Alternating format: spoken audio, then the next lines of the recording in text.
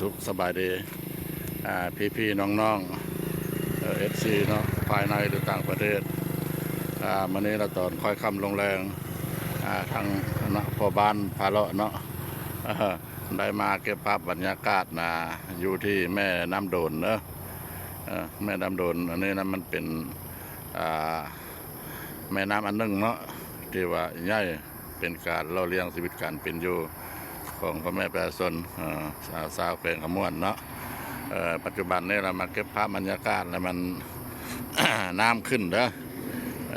น้ำโดนขึ้นลายแล้วใกล้สิออกพังแล้วท่านผู้ชมเลยใกล้สิออกพังแล้วเด้ออันนี้มันก็สิไหลออกมาจากภูผาเนาะมันก็สิลายได้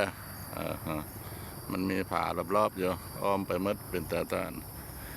ภูผาป่าไม้แบบธรรมชาติเนาะอันนี้เราน้ำโดนเด้อทางพระบ้านพระเลาะนี่เราได้ยืนอยู่สะพาน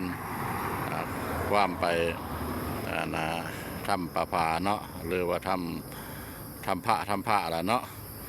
เดี๋ยวนี้เพิ่นก็ได้ทางดำเป็นที่เรียบร้อยแล้วท่านผู้ชมมันเป็นภาพบรรยากาศของยามค่อยคำลงแรงเด้ออันนี้แหละมันคือขัวเนาะหรือขัวคือสะพานที่ว่าเชื่อมต่อไปใส่ถ้ำพระนาคังช้างแล้วเนาะมันเป็นทางอย่างแล้วเด้อทางดำแล้วสะดวกสบายไปมาอันนี้แหละคือระดับน้ำคือระดับน้ำโดนเนาะมากอยู่ในลาวเดือน7เนาะเดือน7ลาวเฮาก็เดือน6สกลก็ถือว่าน้ำมันก็ขึ้นแห้งซ้ำนี้แล้ว ปีนี้ในบรรดาที่ว่าหน้าต่ำเนาะถือว่าทงให้ทงนาเพราะว่ามันต่ำมาละอาจจะยันตะท่วมเพราะว่าอยู่ในลาวเดือน6ลาวเฮานี่ก็พระท่านนฮอดวันที่20เนาะก็ระดับน้ำก็ยังซ้ำนี้แล้วท่านผู้ชมเลยฮอดเดือน8มันมีเดือน8ลาวเดือน7สกลหรือว่าเดือน8สกลระดับน้ำเนี่ยเยอะ ยันท่วมให้ท่วมนาพ่อแม่ประชาชนผู้ใดนาต่ำในระยะมีปัญหาเด้อท่านผู้ชมเด้อปีนี้เด้อ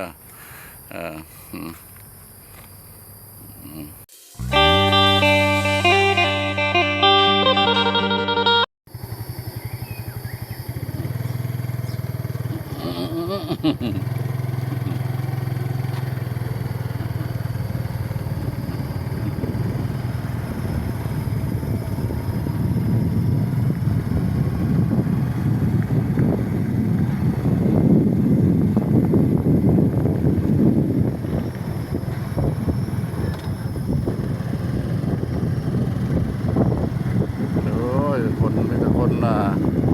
กระดุมท่านผู้ชมเอ้ยเส้นทางไปถ้ำพระเนาะสุดเส้นทางเลยมีแต่คนตึกกระดุมเอาป่าน้ำขึ้นเด้อท่านผู้ชมเด้อน้ำขึ้นน้ำมาป่ามันออกยากถ้ำจะเอวเนาะแต่ละถ้ำมันก็น้ำไหลรอดมันก็มีพวกมีวังฝนตกมาแล้วมันก็อันนั้นท่านผู้ชมฝนตกมาแล้วมันก็ออกจากถ้ำเอาห้องว่าออกจากเปลวนี่แหละคือน้ำก็ได้ท่านผู้ชมเด้อน้ำอันนี้ก็ผู้ได้หลายก็หลายผู้ได้น้อยก็น้อยเนาะโอ้ยังไม่ได้มือป่ะเด้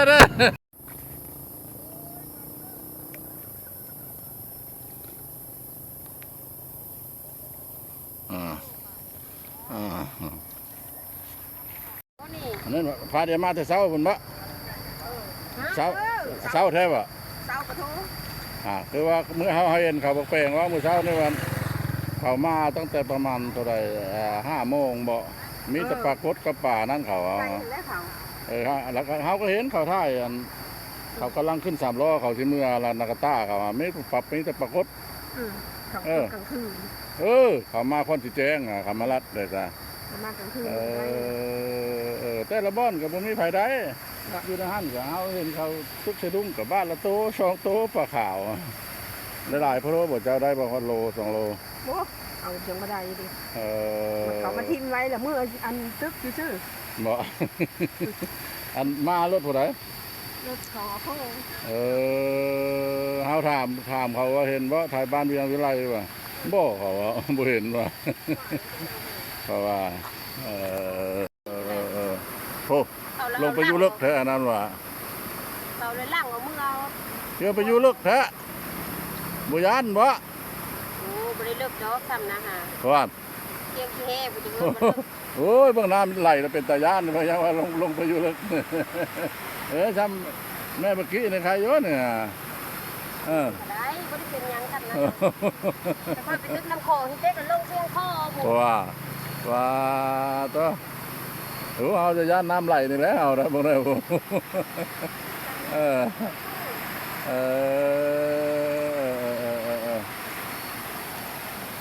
ห่านบุทึกบาทเนี่ยมันบุทึกมู่มันป่าเล่นน้ำซื่อๆเนี่ยมันยากขึ้นแล้วเนาะมันยากป่าเล่นน้ำไหลซื่อๆเนี่ย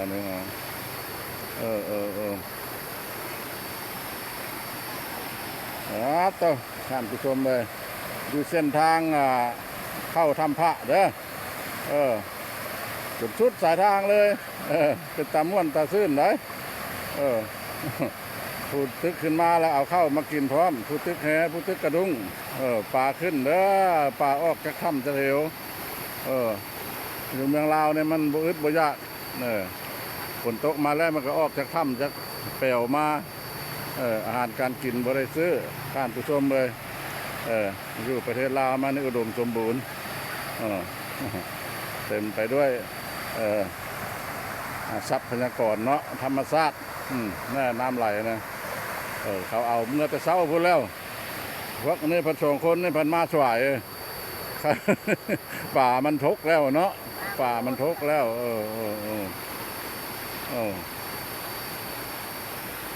เอาเบิ่งเมืองมาแล้วนี่จะลงไปนั่นแหละนะไปซื้อมองเอาสิมาใส่มอง